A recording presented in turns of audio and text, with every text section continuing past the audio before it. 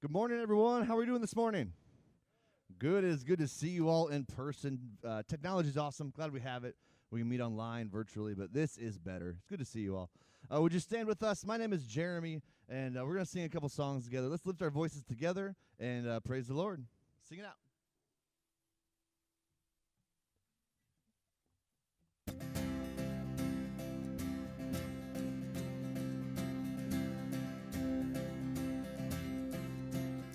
I was buried beneath my shame. Who could carry that kind of weight? It was my tomb till I met you. I was breathing but not alive. And all my failures I tried to hide. It was my tomb till I met you. Oh, you called my name, and I ran out of that grave, out of the darkness, into your glorious day. You called my name, and I ran out of that grave, out of the darkness, into your glorious day.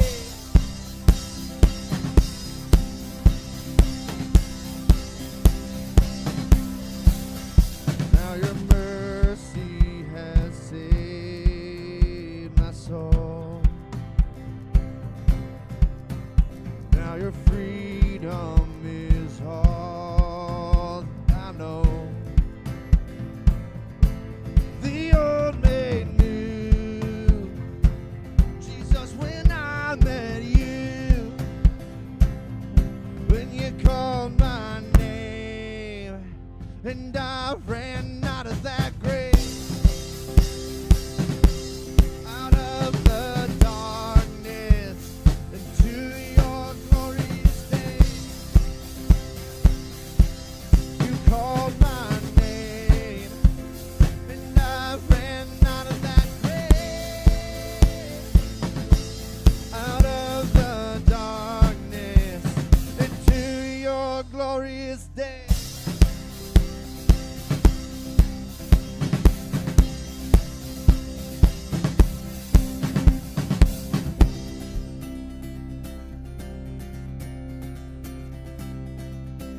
Sing, I need rescue. I needed rescue. My sin was heavy. The chains break at the weight of your glory. I needed shelter. I was an orphan, but you called me a citizen of heaven. When I was broken, you were my healing. Now your love is the air that I'm breathing. I have a future, my eyes are open, 'cause when you called my name, well, I ran out of that grave, out of the darkness, into your glorious day. You called my name, and I ran out of that grave, out of the darkness, into your glorious day.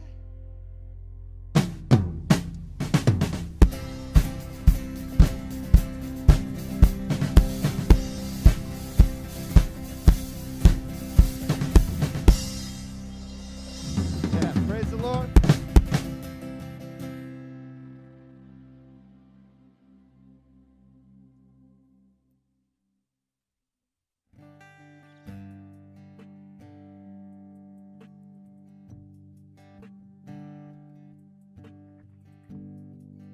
When you call my name, wanna know it's you. Wanna know it's you.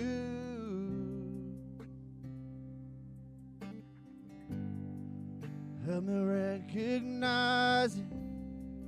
Wanna know it's you. Wanna know it's you.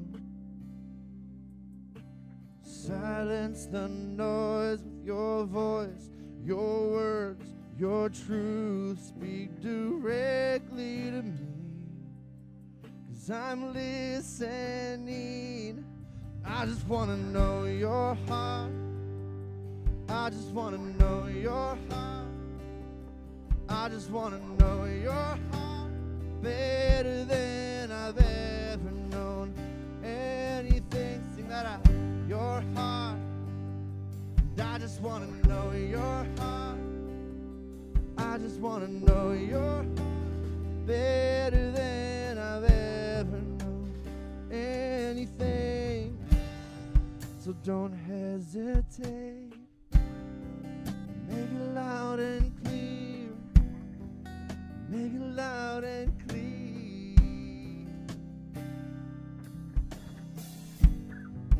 Do whatever it takes. Let me know you're here. Let me know you're here. I just want to know your heart. I just want to know your heart. I just want to know your heart better than I've ever known anything. Your heart. I just want to know your heart. I just want to know your heart better than I've ever known anything. Silence the noise with your voice, your words, your truth. Speak directly to me, 'cause I'm listening. Silence the noise with your voice, your words, your truth. Speak directly to me, 'cause I'm listening. And I just want to know your heart. I just want to know your heart. I just want to know your heart better than I've ever known anything. Your heart. I just want to know your heart. I just want to know your heart better than I've ever known anything.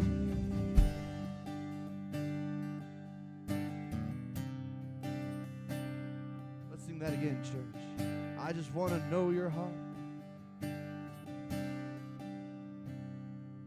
'Cause I just want to know your heart. I just want to know your heart. I just want to know your heart better than I've ever known. Your heart. I just want to know your heart. I just want to know your heart better than I've ever known anything. Would you pray with me? So, Lord, that's our prayer this morning. Lord, that we would know your heart more than we know anything else, God. Lord, that we'd feel you close to us. Lord, that we'd see your path in our lives, where we're supposed to go, who you're calling us to be, God. Lord, I pray this morning that we learn from you, that we hear from you, that we leave more like you than the way we came in, God. Lord, be with us. We love you. It's in your name we pray. Amen. Amen. Well, good morning, everybody. My name is Mike. I'm one of the pastors here. I'm excited to be here today. How about you? All right. It really is so good to be back in person with those of you who are here and online with those of you who are tuning in after a couple weeks off speaking for me. I'm pumped. So a couple months ago, I spoke at a retreat at Pine Lake Camp, which is a camp I grew up going to. I even worked there for a few summers when I was in high school, so it was fun to be back. except that my lodging for the retreat was at a place they call the Solitude Cabin. I realize some of you hear that and you think, that sounds amazing. And it really is a nice A-frame cabin, but it's way out on the edge of the camp surrounded by woods. And so on the first night as I was walking in the pitch blackness all alone down this path through the woods, I heard a rustling in some bushes. I don't know what you would have done in that situation, but I let out a high-pitched shriek that I think could rival any middle school girl, sprinted to the door, fumbled with the keys, jumped inside and locked the door. It was yet another manly moment in a life that's been just full of them. And the worst part is I don't even know whether it was an animal in the bushes or just a light breeze. But the experience did bring up a whole lot of bad memories of walking down that path as a kid. I always hated it. I hated it a little bit less when I was a teenager and I was leading like a cabin full of little kids down that path because I figured if something comes at us, I got to be faster than at least one or two of them. That or I can push them over. I'm bigger than them. I'm kidding, but I'm not kidding about how much I loathe being in the woods in the dark. I honestly don't really like being in the woods in the light. I'm an avid indoorsman. But there's something terrifying about feeling like you're in the wilderness and you're cut off from the safety of a familiar environment. I think that terror is something all of us know. Sometimes in life we end up in the wilderness. Not necessarily the physical wilderness like the woods or the jungle or the desert, but an experiential wilderness. The circumstances of our life get so chaotic that we're thrown into the unknown and we're forced to move forward in the middle of a world that feels hostile and dangerous. And if any of us didn't have an acute awareness of the panic and dread that comes with that situation before 2020, we certainly all understand it now. We all know what it is to find ourselves in a place that isn't where we once were and isn't yet where we want to be. And our instinct when we're there is to just survive. I think so many of us have been in survival mode for a really long time. We're just trying to somehow make it through to the other side of this. But what if we could do more? What if we could thrive rather than just survive? What if finding ourselves in a place that we don't want to be doesn't mean we're losing? Here's the good news. I think God built us to thrive even in difficulty, and I think we can win even in the wilderness. As a matter of fact, I know we can, because we're not the first people in the history of the world to find ourselves tossed into the unknown and trying to navigate a world that feels perilous and frustrating. It's basically Daniel's life story. And so this morning, we're kicking off a brand new series of messages called Winning in the Wilderness. And we're going to spend the next couple months at Revision walking through the book of Daniel. Some of you already know a whole lot about Daniel. Some of you are finding out right now for the very first time there's a book of the Bible called Daniel. That's awesome. Wherever you're at along that spectrum, though, what we're all going to find is that God has some powerful stuff to tell us about who he is when life is hard. And about how he built us to thrive in difficulty by living with integrity, faith, and hope. In the middle of a world where, frankly, it's difficult to live with integrity, faith, or hope. It's going to be a fun series. But before we crack open our Bibles and dive into Daniel, there are a couple things I want us to know about the book so that we can get as much out of it as possible. Here's the first one. Daniel is a book of prophecy. Daniel's a prophet. And when we hear prophecy, what's the first thing we think? Future, right? We think foretelling, somebody who can predict the future. And that's part of it. There's some really cool future predicting stuff that happens in the book of Daniel. But the thing is, most of what prophets did wasn't foretelling as much as it was forthtelling. It was saying, hey, you guys, here's a message that God has for you to encourage you right where you're at. See, everything that God says about the future is meant to help his people thrive in the present. He wants to give us a bigger, better vision of who he is and what he's up to so that we can live with a greater sense of peace and purpose right where we are. And so we're going to crack open the book of Daniel this month to do that, to get that sense. And what we're not going to do in this series is read Daniel in one hand and a newspaper in the other, or social media, or your favorite online news source. And be like, look at the connections. We're not going to do that for two reasons. A, that's not the big idea of God including the book of Daniel in the Bible. And B, most of the prophecies in the book of Daniel, which was written in the 600s BC, have already been fulfilled. A whole lot of them were fulfilled when Jesus was born. It's super cool. We're going to talk about that. But first, second thing we got to know about the book of Daniel, it's the situation that he was in when he wrote the book. Daniel was in a wilderness space. He was in a difficult, unknown territory that he didn't want to be in, and he didn't understand how to navigate.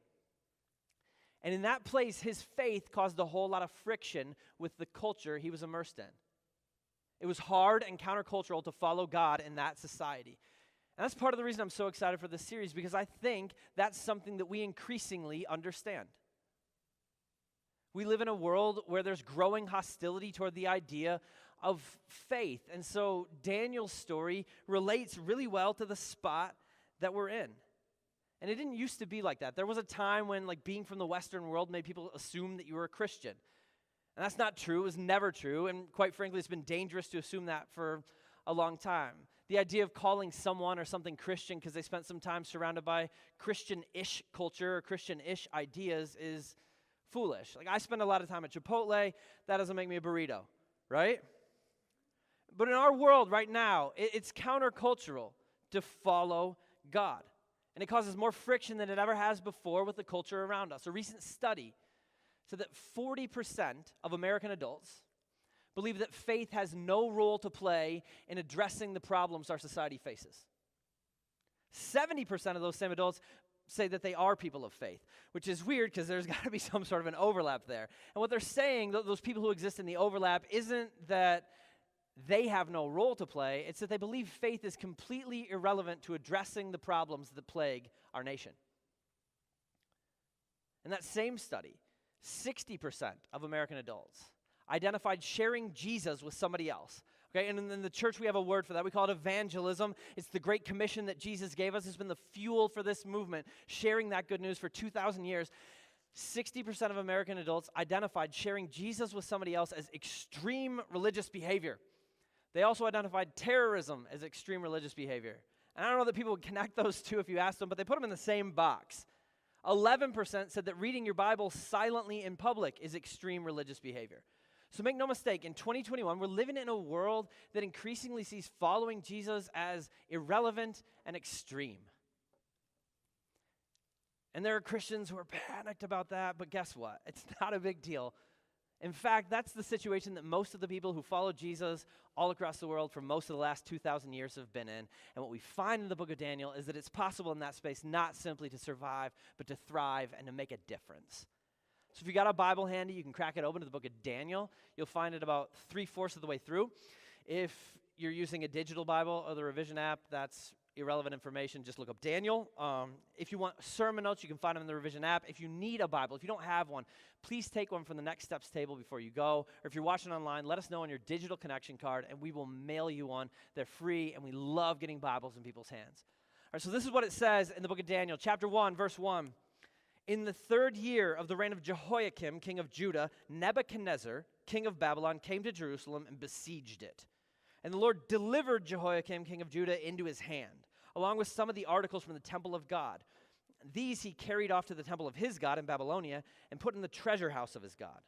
And then the king ordered Ashpenaz, chief of his court officials, to bring into the king's service some of the Israelites from the royal family and the nobility.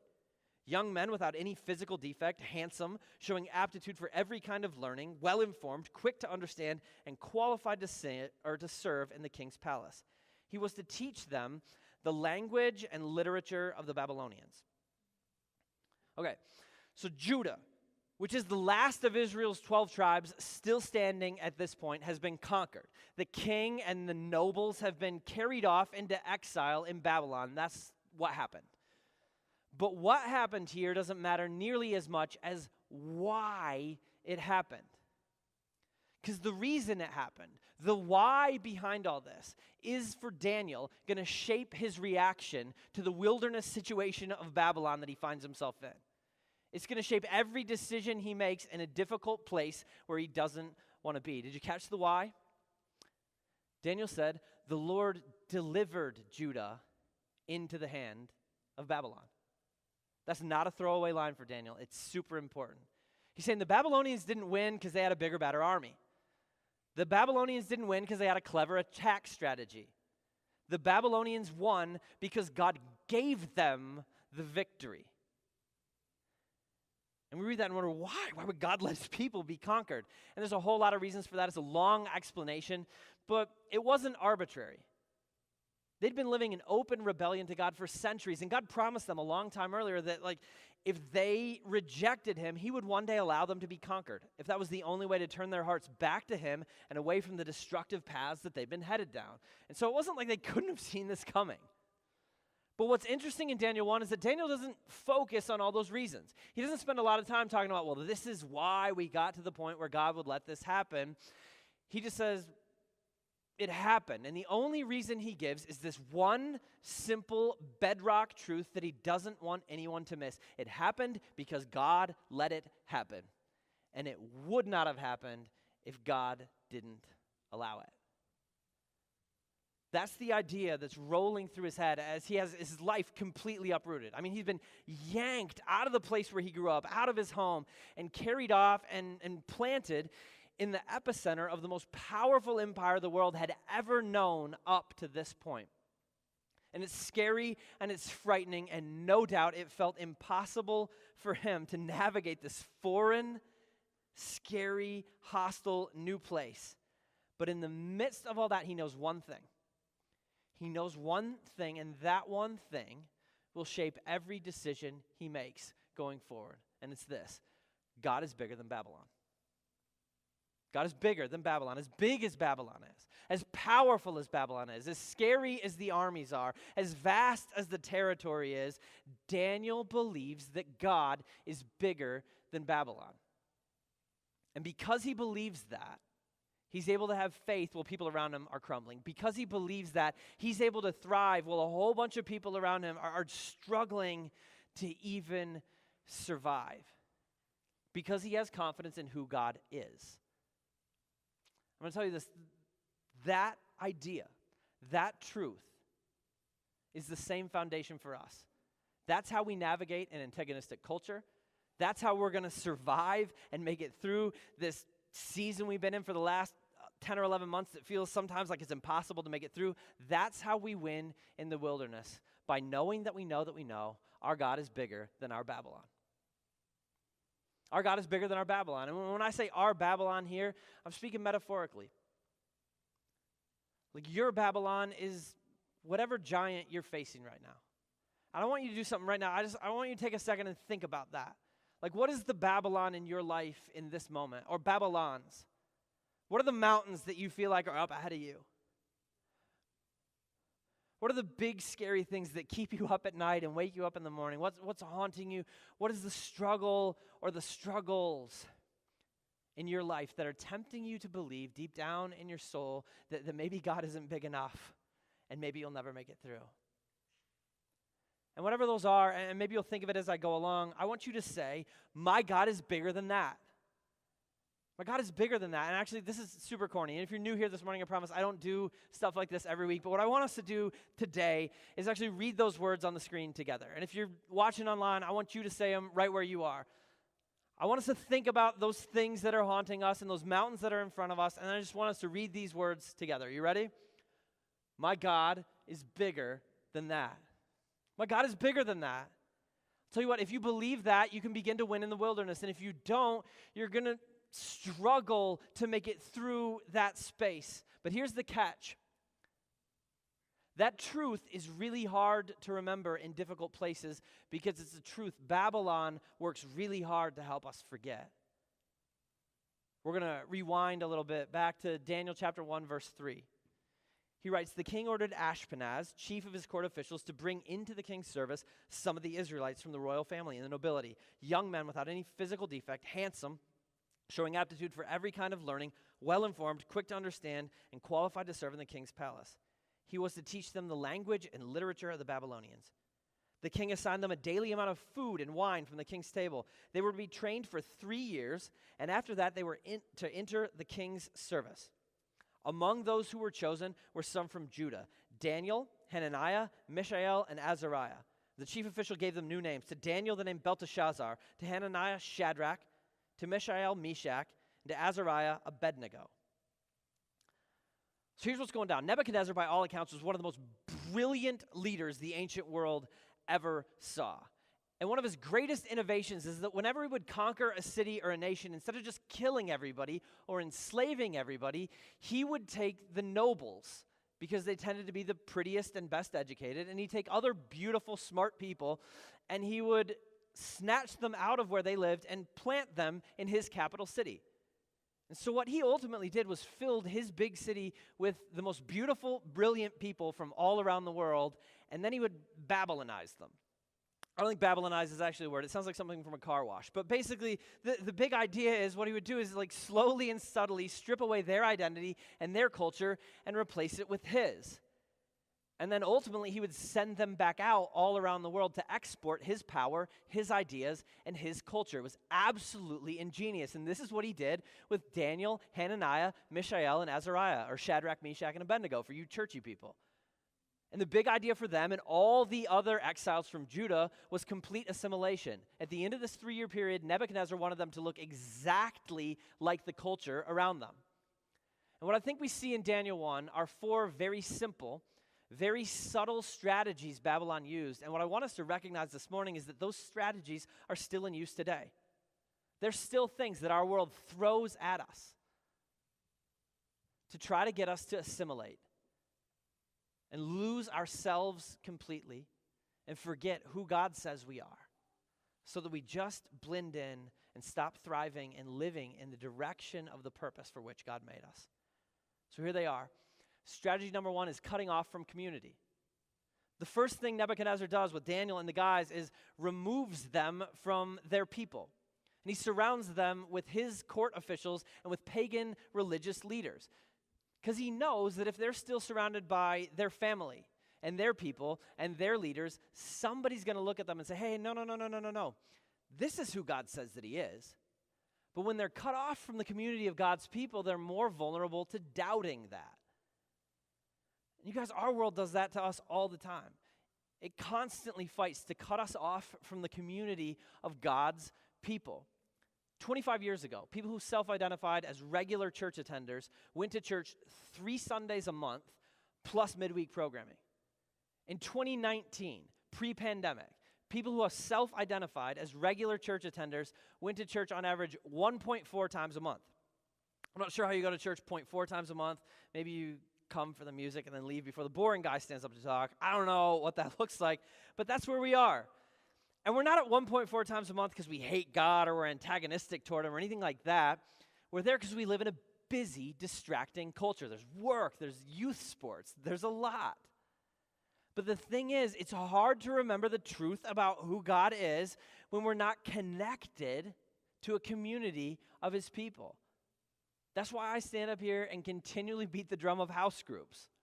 I really believe that connecting to a group regularly, even though they're on Zoom and all of us hate Zoom, might be the difference for us in this difficult, crazy season between just barely surviving and actually thriving.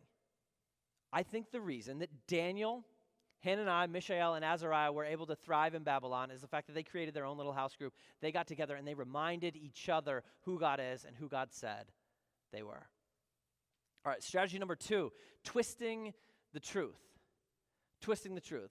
We read that these guys went into like a 3-year master's degree program where they learned the language and the literature of the Babylonians so that they could ultimately end up in public service, helping Nebuchadnezzar out by running his country for him. And the way that they learned the language was copying the religious textbooks. Now, Babylonian is an incredibly difficult language to learn. It's cuneiform writing, hundreds and hundreds of characters you had to memorize, and a whole lot of rules about how they worked together. And so you just copy and copy and copy all their books. But all the Babylonians' books were pagan religious mythology.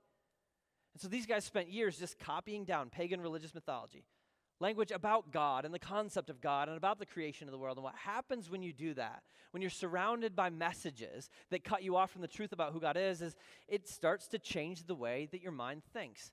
Nebuchadnezzar's goal in having them write this stuff continually, again and again and again, was to shift their worldview so completely that they begin to see through the lens of Babylonian mythology, that they begin to believe in different gods and different ideas than the ones they came in with.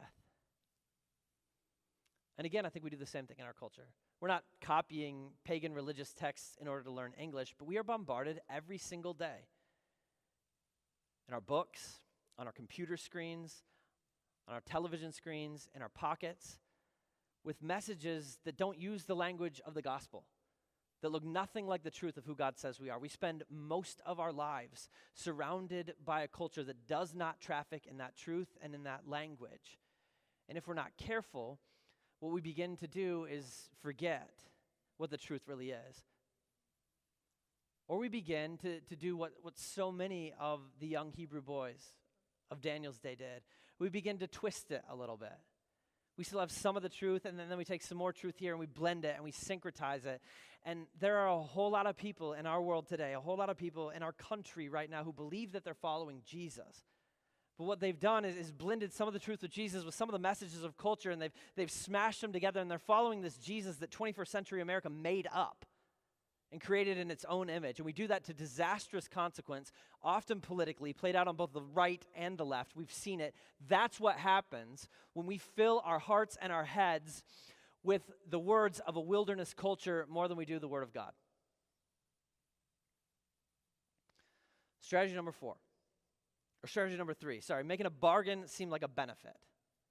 The Babylonians did the best that they could to take these exiles and make compromise seem like it was a great privilege.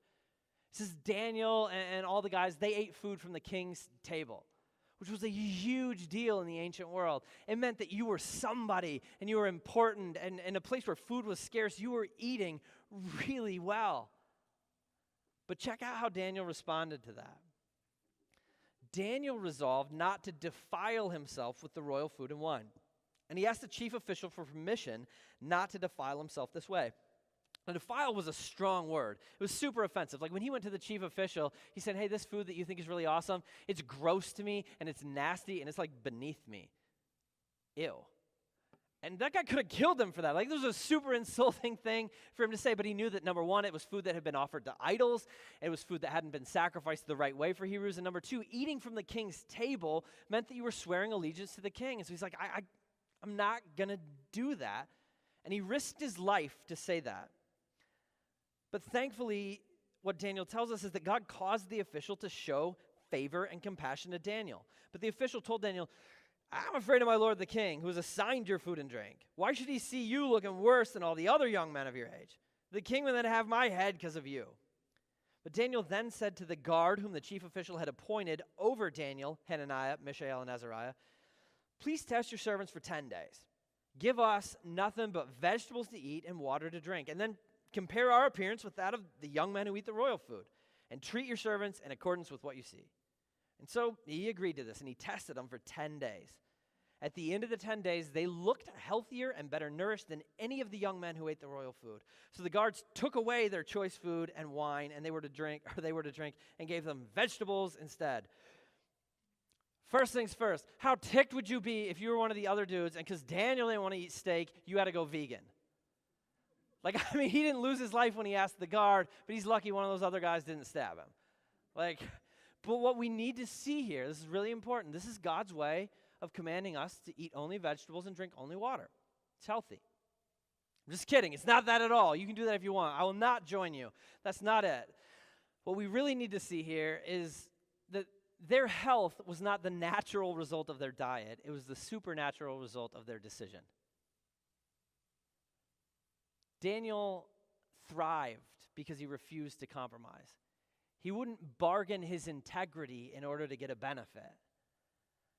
But we live in a world that asks us to do that all the time, in big ways and small ways. Maybe it's just fudge the numbers a little bit at work so that you can get a promotion.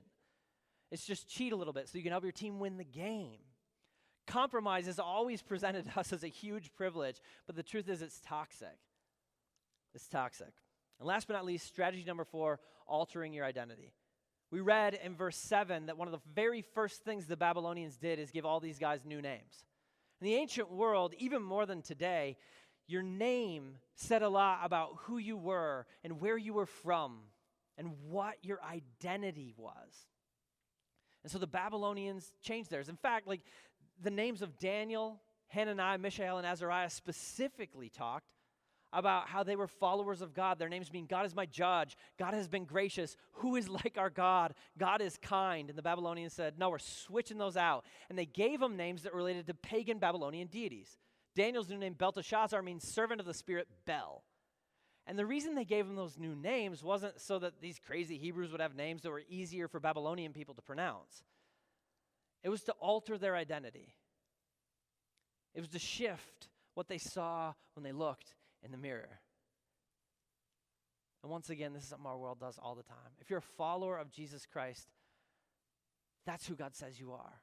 Your primary identity is defined by the fact that the creator of the universe stepped out of eternity into history and gave his life so that you could be forgiven and set free. He conquered death. He unlocked it from the inside so that you could live forever with him. He says, you are loved and you're a child of mine. You belong to my family. Every other bit of our identity is secondary.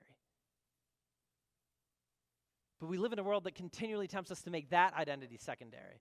To say, well, you're an athlete. That's your identity.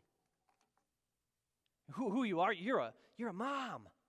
You're a great husband, a great wife. You're an entrepreneur. You're a lawyer. You are the car that you drive or the house that you live in and a number in your bank account. That's who you are. You also follow Jesus, but that's who you really are. And God is saying, stop. Don't let the world reduce your identity to that. You're my child. You're beloved. I loved you enough to come and give my life for you. Don't let the world reduce you to some definition of how you compete and compare with everyone else. But it's really, really hard.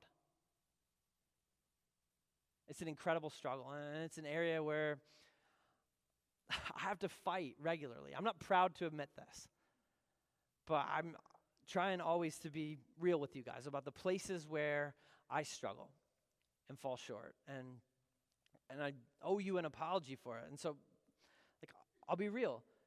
Sometimes when I look in the mirror, what I see is defined by a number on a Sunday morning. This is how many people showed up, how many people tuned in online, how many people told me they liked the sermon, how many people emailed to tell me how much they did not like the sermon. That's so stupid. But it's a daily, if not weekly, struggle for me to say, no, that is so much less than who God says I am. That's not my identity. But I think for all of us, this is a never-ending struggle to remember that we are who God says we are. But Daniel and the guys, that's what they remembered. They just wouldn't compromise because they believed, they knew that God is bigger than Babylon. And I think if they didn't know that, if they didn't believe it, if they had gotten caught up in the winds of this terrible, crazy situation and begun to doubt that God was really bigger, that God was really big enough, they might have been swept away. But they weren't because they knew it, and these guys won in the wilderness. This is what we read at the end of Daniel chapter 1. To these 4 young men, God gave knowledge and understanding of all kinds of literature and learning. And Daniel could understand visions and dreams of all kinds. At the end of the time set by the king to bring them into his service, the chief official presented them to Nebuchadnezzar. The king talked with them, and he found none equal to Daniel, Hananiah, Mishael, and Azariah. So they entered the king's service. And every matter of wisdom and understanding about which the king questioned them, he found them 10 times better than all the magicians and enchanters in his whole kingdom. They won in the wilderness because they refused to compromise. And they refused to compromise because they knew our God is bigger than our Babylon.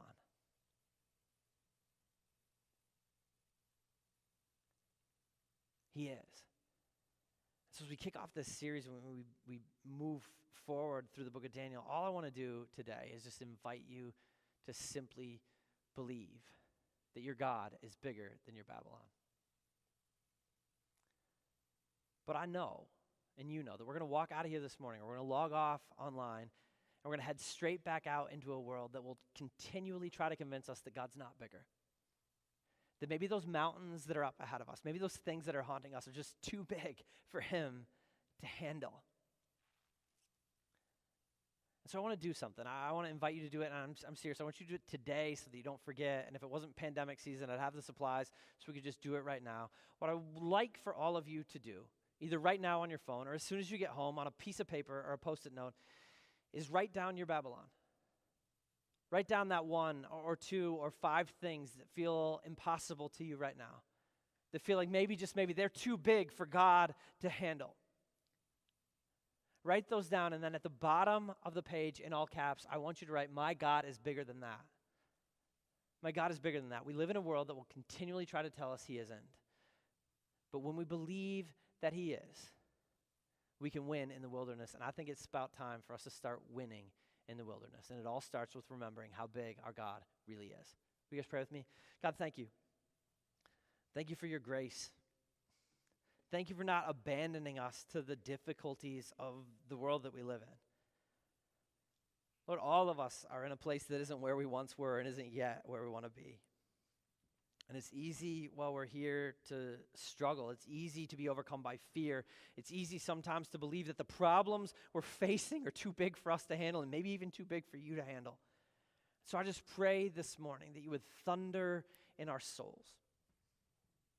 Remind us all that you're bigger than our Babylon, that you're bigger than everything out in front of us, and help us to make decisions through that grid so that we can win even in the wilderness, and we can make the difference you placed us here to make. We ask this in Jesus' name.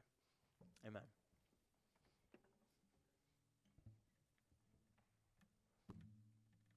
Would you stand with us while we sing?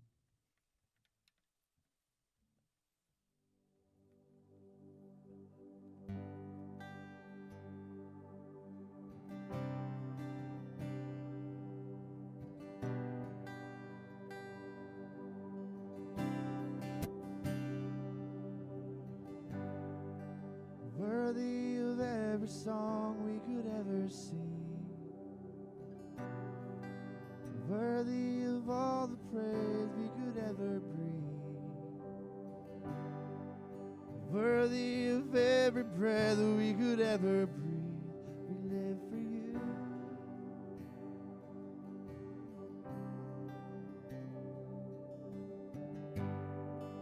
Jesus, the name above every other name. Jesus, the only one who could ever save. Worthy of every breath we could ever breathe. We live for you. Oh, we live for you. Sing holy. Holy, there is no one like you. There is none beside you. Open up my eyes in wonder. Show me who you are and fill me with your heart and lead me in your love to those around me.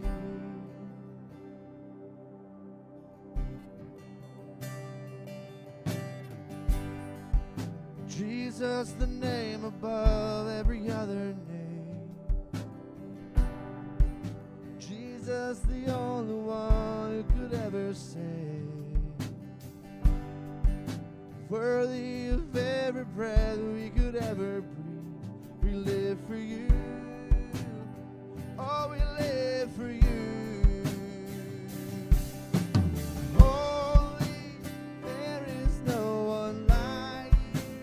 There is none beside you.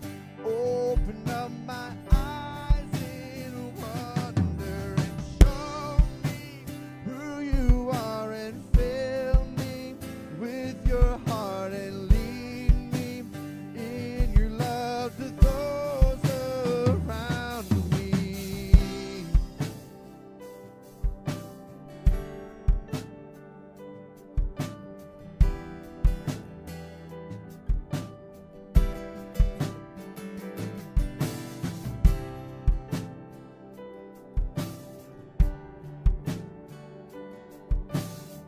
I will build my life upon your love. And I will build my life upon your love. It is a firm foundation, and I will put my trust in you alone, and I will not be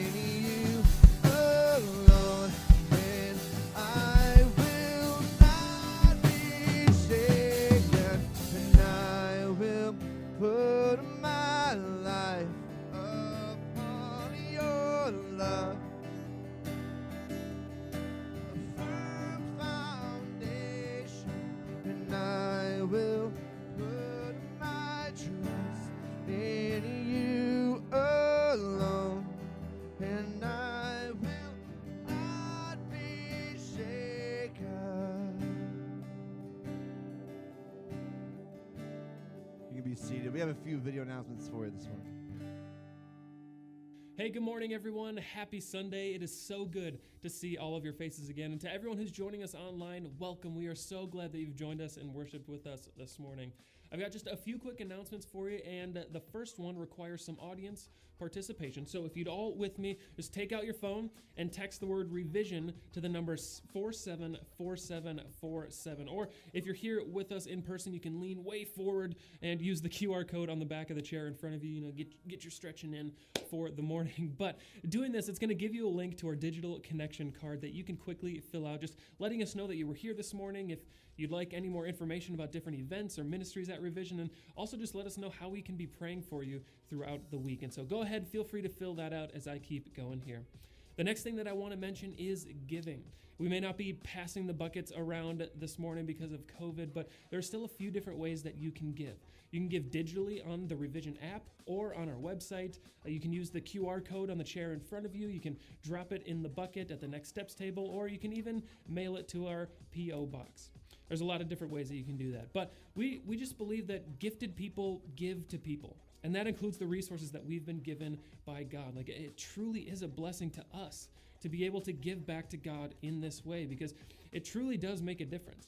Like, your giving, it not only helps Revision keep going and just our ministries that help people of every age group just connect with Jesus and follow him fully, but like 10% of it goes back into church planting so that more churches can be planted and more people can connect with Jesus. And it goes back into the community and to help people who are in great need, both people who are part of Revision and those who aren't. And it just helps us bless other organizations in the Des Moines Metro as they help lift up the poor, the hungry, the hopeless, and the hurting. Like, giving, it doesn't just put money in the bank. Like, it advances the gospel. And I just think it's so cool that God invites us to be a part of his mission in this way. Which brings me to my last announcement, which is Reach Des Moines. January, it's a Reach Des Moines month, and we cannot wait. Like I said before, one of Revision's values is that gifted people give to people. And another way that we try to consistently live this out and practice what we preach and be the church is through Reach Des Moines. If you're not familiar, every time there are 5 Sundays in a month, we cancel our regular services so that we can use that time to go out and serve with local nonprofits who are doing amazing things in our community. This month, we're partnering with Many Hands for Haiti and the YMCA Supportive Housing Campus. And we have a few different serving options, both in person and at home. We have limited spots available at Many Hands for Haiti, so if you want to serve there, you're going to have to jump on that. But we'll also be opening up the gym here at Clive and setting up different stations to help bless the YMCA Supportive Housing Campus downtown. But what's cool about these projects with the Y is that if you're unable to join us in person, you can do these projects at home too, which is awesome because we encourage every single person who's here in person or watching online. Like, if you're watching this, you're stuck. You heard me say this, but whether you're here or watching online, and if you've even done Reach Des Moines before or not, we encourage you to serve with us. Like, it really is a part of who we are here at Revision. To learn more about this month's Reach Des Moines and get more details about each of the serves, check out the Reach Des Moines page on our website. And the last thing I want to say before I wrap up here is that if you could take a second just to sign up and let us know which serve that you'll be doing this month, that would be awesome. And you can do that either on your connection card, remember 474747, or on the Reach Des Moines webpage. So if you could do that, that would be super helpful for us as we just gather supplies and things like that. And so thank you so much for doing that. We are excited to serve together this month for Reach Des Moines. That's going to do it for me. I hope you all have an incredible week. Awesome. Let's stay and sing one more song together before we head out.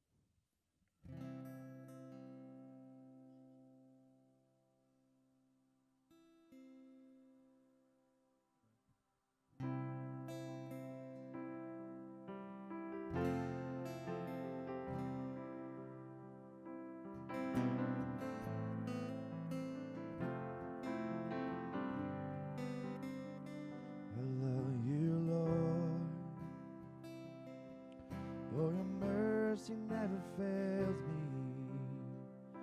All my days I've been held in your hand.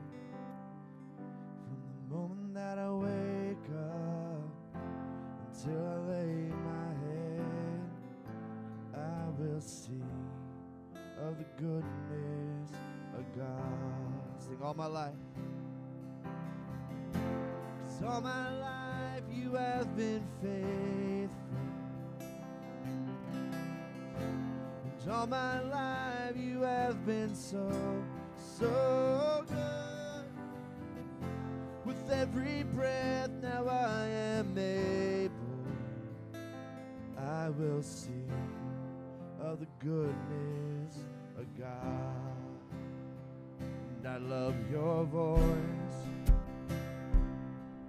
You have led me through the fire in darkest nights. You are close like no other. I've known you as a father, I've known you as a friend, and I have lived in the goodness of God all my life. All my life you have been faithful. And all my life you have been so, so good. With every breath now I am able, I will sing of the goodness of God.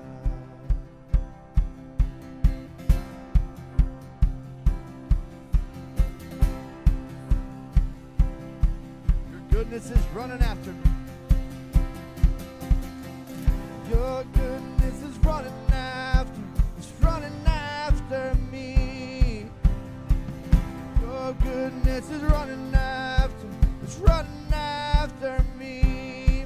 With my life laid down, surrender now and give you everything. Your goodness is running after, it's running after me. Sing that again. Your goodness is running after, it's running after me. Your goodness is running after, it's running after me. With my life laid down and surrender now, I give you everything. Your goodness is running after, it's running after me. Oh. And all my life you have been faithful. And all my life you have been so, so good. Every breath now I am able, I will sing of the goodness of God all my life. All my life you have been faithful. And all my life you have been so, so good. With every breath now I am able, I will sing of the goodness of God. I will sing of the goodness of God. Awesome. Well, it's so good to see you all here this morning. We'll see you back here next week in person. See you next Sunday.